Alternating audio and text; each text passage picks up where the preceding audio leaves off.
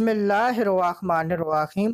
آج کی حدیث مبارک حج مقبول کی فضیلت۔ صحیح بخاری حدیث نمبر 1861۔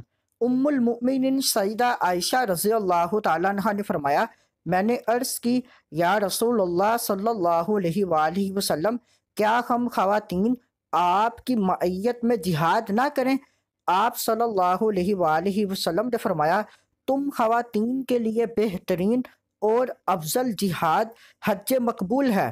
ام المؤمنین رضی اللہ تعالیٰ عنہ نے فرمایا، رسول اللہ صلی اللہ علیہ وآلہ وسلم سے حج کی یہ فضیلت سننے کے بعد میں کبھی حج نہیں چھوڑوں گی۔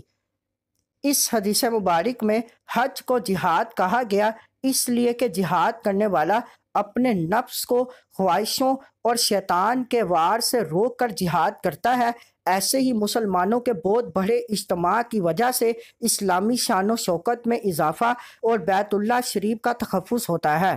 ارشاد نبوی سے یہ بھی ثابت ہوا کہ جو کمزور افراد مثلاً خواتین جہاد نہ کر سکیں، ان کے لیے حج جہاد سے افضل ہے۔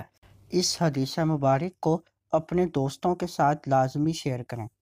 مزید معلومات کے لیے ہمارے چینل کو لائک اینڈ سبسکرائب کریں۔